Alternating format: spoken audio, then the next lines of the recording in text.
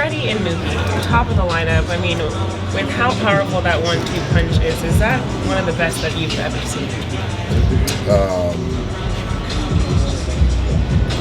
Yeah, I think the way they're playing, the track record, the consistency, the ability to get on base, to slug, to drive runs in.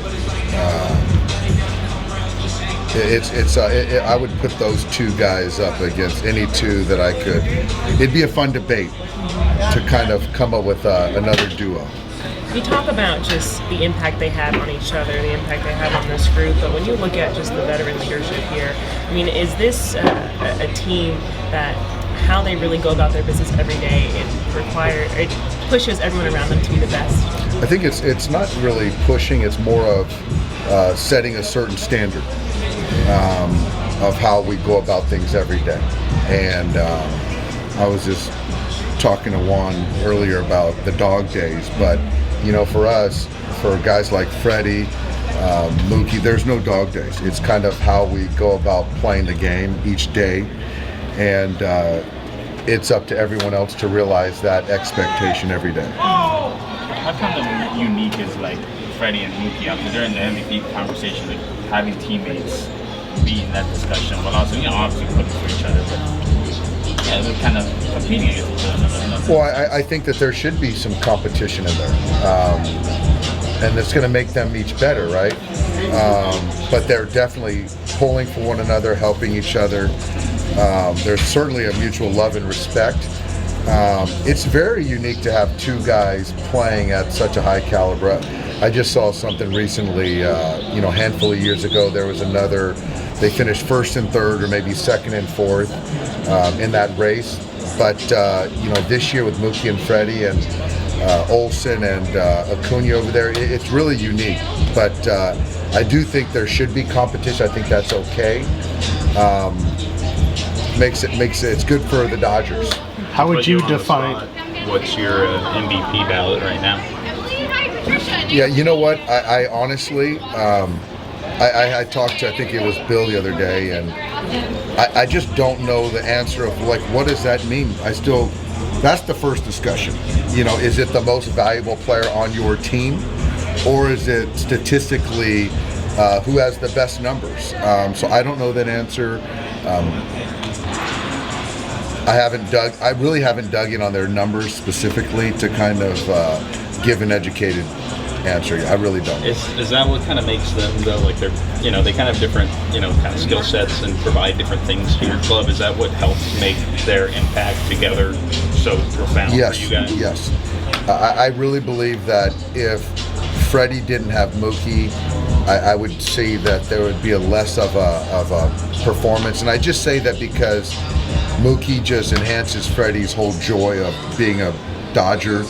And I certainly know that if there was no Freddie, Mookie, there would be a drop-off in performance because, Freddie pushes him. And he does, not only Mookie, but he pushes everyone. And I think that it's good for Mookie to have Freddie around. So, but again, it's hard to quantify that. But I do know that they both make each other better. What's your definition of valuable? Most valuable? Yeah. I think sometimes it's statistically, you can't argue the statistics.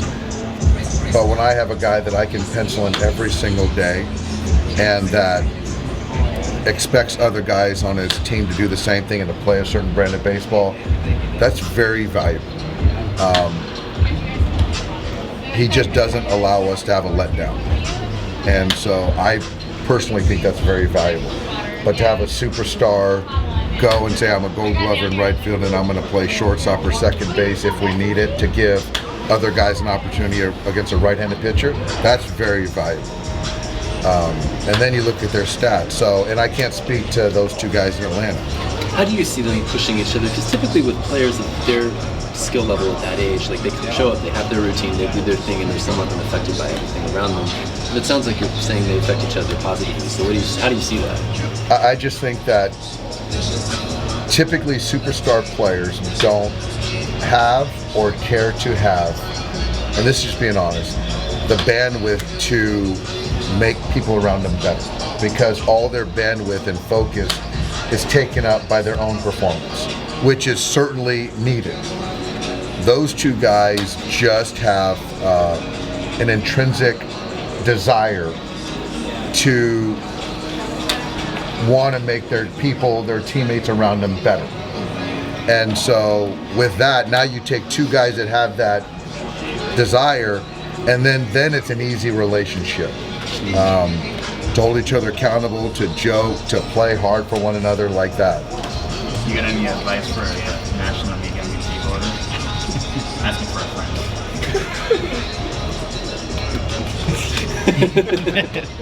friend. We still got some time. Let's not launch too early. Let's just let it play out. That's right. Is it just a day off for Rojas today? Yeah. I figured today is a bear of a day with Burns, and tomorrow's just as bad with Alcantara, so I told him to pick one. Really? and I think that they were former teammates, and he just said, I'd rather play 3 against my old team, and I said, done. That's how it happened. Is it getting kind of hard, though, to take him out of the lineup? 2 homers in the last 3 games? Yeah, not really. I think that it's hard. It is. I mean, I think for me, it's the defense is incredible. He's swinging a much better bat. I think I'm still mindful of the soft tissue stuff that we had early on. And so if you've seen how we've managed them, it's no more than 3 on in a row. And so I think that's allowing him to stay sharp and stay fresh. So you guys are 18-6 since you started doing the Freddie dance and everything. Do you think has that played any factor in you guys playing so well? And are you ever going to do the dance yourself? I'm not going to do the dance. I think it has somewhat, it plays into it. I think, certainly winning helps, having fun. These guys like to have fun. And so, it's a different mood in the clubhouse. So, it was the freight train little fist pump thing they had going, and certain guys won't cross over to the Freddie dance. They still do that. But I think it all kind of, it helps in sort of the mood, yeah. And then Walker Buehler also talked about there being a potential Rookie of the Year award for pitchers. How do you feel about that moving forward in the future potentially? I think that's actually really smart. You look at the MVP, you look at the Cy Young for the pitcher, and very few pitchers win the MVP. Our guy did it, Clayton. But having a Rookie of the Year and a Fernando Valenzuela Rookie of the Year pitcher, I think it's brilliant. Yeah, and it's great. Walker had one good idea. That was good.